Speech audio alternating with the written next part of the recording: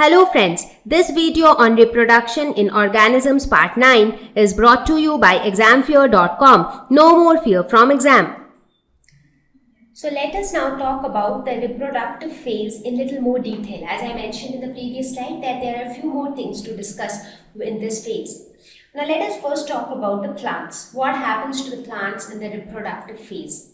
Now based on the difference in the reproductive phase, plants have been classified into two types. The first one is monocarpic plants and the second one is polycarpic plants. So these are the two broad categories. So what are monocarpic plants? These are those plants which flower only once in their life. Now, how is flowering related to the reproductive phase? Now, in case of plants, as I said, when the plant actually starts growing, the initial is the vegetative phase or the juvenile phase, when the plant just grows. Then it attains maturity. So, how do you know that the plant has attained maturity? The moment the plant starts to flower, that means the plant has become mature now, because flower is the reproductive organ of the plant.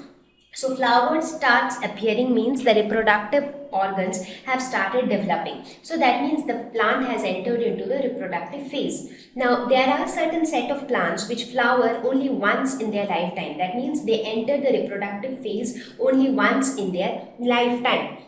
So such plants are called monocarpic plants. Examples of such plants are wheat, rice and carrot. These are all examples of monocarpic plants.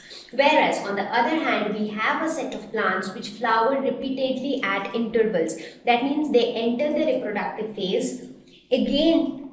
So they flower, again for some time they do not flower and again they start to flower. So that sounds quite interesting, right? Now as I said, there are three phases. One is the juvenile phase, then reproductive phase and then senescent phase. Now we also studied that the end of the reproductive phase is marked by the senescent phase. So now if a plant is flowering repeatedly at intervals, so what does that mean? Does that mean that the reproductive phase is going off and again it is coming back? Is it like that?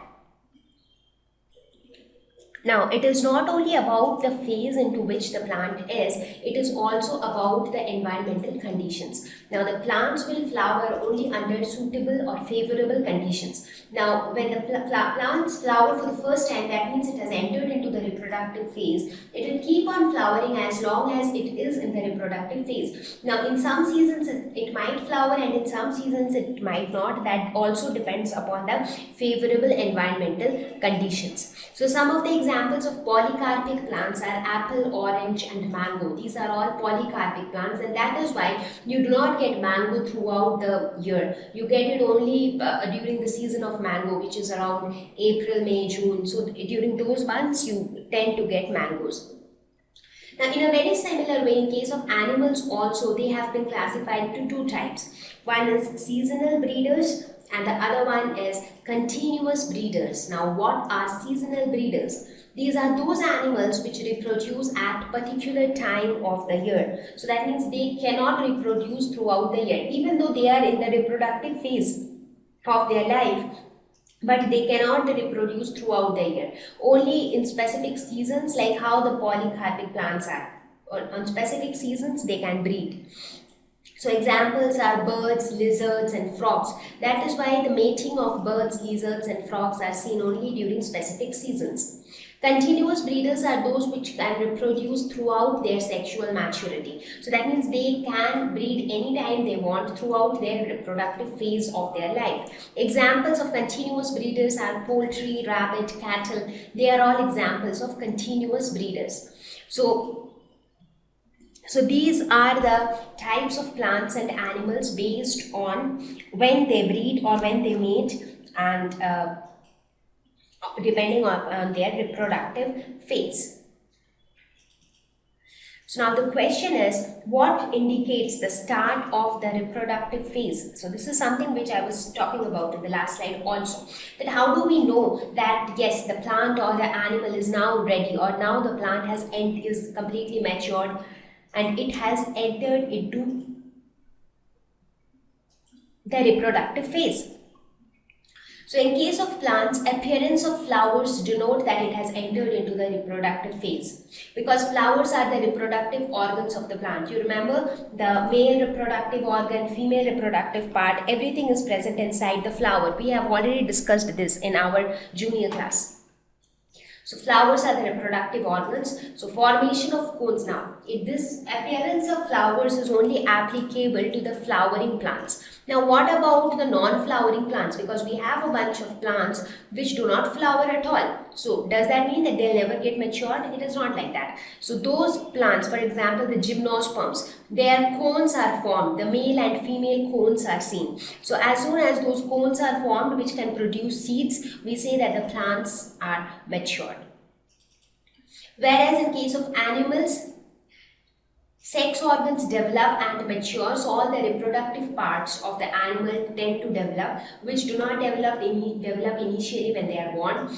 Development of secondary sexual characters in male and female. Let us talk about human beings. In human beings, you have a certain set of male and female sexual organs. But even other than that, you have some certain secondary sexual characters also. For example, in case of male, their voice changes. Voice tends to become more hoarse. The hair appears on their chest, and also beards and mustaches tend to appear. So they are all secondary sexual characters. So they also tend to appear when they enter the reproductive phase. Similarly, in case of females, the development of breasts and the development of the sexual parts of female. So the beginning of the menstrual cycle. So all these things indicate the start of the reproductive phase.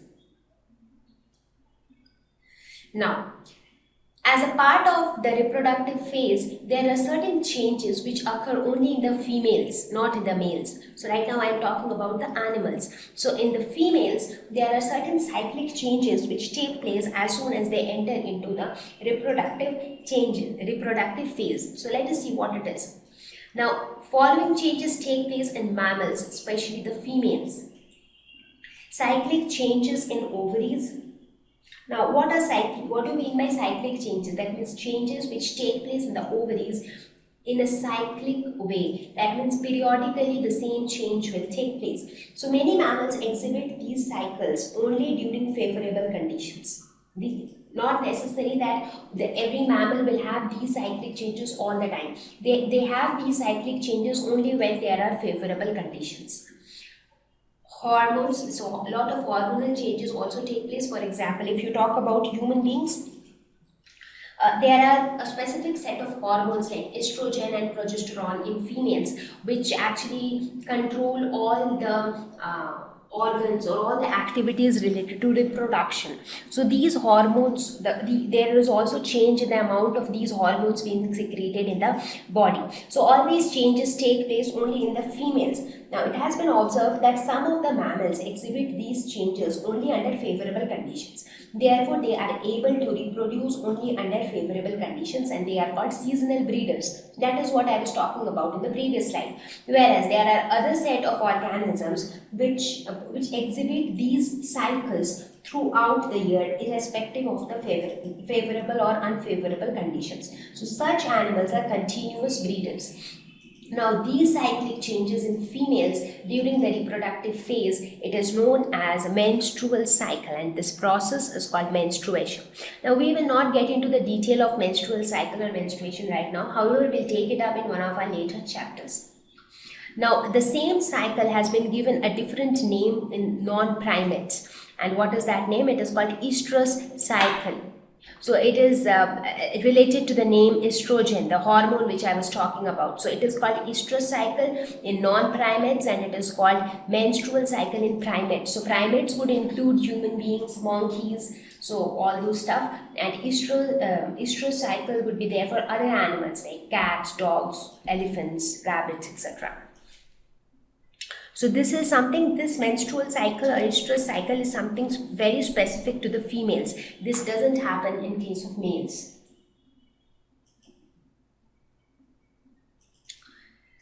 So now, let us quickly have a look at the hormones and what role do they play in phase transitions. When I say phase transition, I mean the transition from the juvenile phase to the reproductive phase, or the transition from the reproductive phase to the senescent phase. So in those transition of phase, what role do hormones play?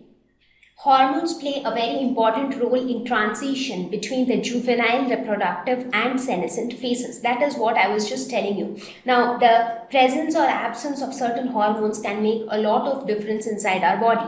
Let us take the example of human beings. Now, in males, there is a specific hormone called testosterone, and this hormone is responsible for all the secondary sexual characters which are seen in a male. And due to the presence of this hormone, the male reaches their puberty at a certain age. Like maybe around the age of say 13 to 15 years, a male reaches the puberty.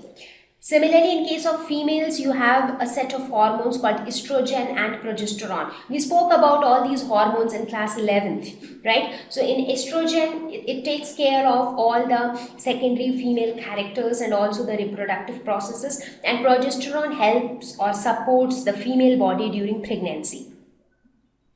So in case of a female, so if you see a female when she is born, she's so small and then she gradually grows up. So this is your juvenile phase, and then suddenly she enters into the reproductive phase gradually. So as soon as the reproductive organs develop and she enters the puberty, she is said to enter the reproductive age. And again, when her reproductive age finishes off, she enters into aging and she becomes old, and then that is the last phase of her lifespan.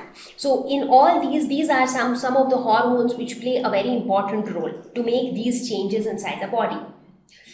So when you talk about puberty in human beings, it is the period during which the rate of general body growth slows down and reproductive tissues start maturing. So it is not about like from when you are a kid. So from a kid till you are some 12-13 years old, till that time there is tremendous growth in your body in terms of your height, in terms of your weight, so all those things grow very rapidly. But as you reach that puberty, what happens? The general growth stops and the reproductive growth starts increasing. So the reproductive organs tend to mature. In females, the secondary characters like the breast development start taking place. In males, appearance of beards, moustaches start taking place. So all these changes start taking place. And this puberty is often known as adolescence. So when you are entering into adulthood from the life of your kids. So a human male reaches puberty at around 13 to 14 years, whereas a female reaches the same around 11 to 13 years. So this is an approximate time frame when a human being reaches puberty. So some of the changes observed during puberty in case of a male: thick hair growth under armpits and the genital area. So you actually tend to see a lot of hair. Facial hair, which is seen in the form of beard and moustaches. Change in voice, the voice becomes even more hoarse. Occasional penis enlargement. Okay, so that is also seen there. In case of female, start of menstruation cycle. So every month the process of menstruation takes place when bleeding occurs through the vagina. Now why menstruation happens and all those stuff we'll take up later. Breast enlargement, hair growth under armpits and genital area. So again, some of these changes indicate that the person is entering into the reproductive phase of their life. Thank you. Please visit www.examfear.com to watch more videos, attempt free online test, get free study material, find tutors and mentors. Thank you once again.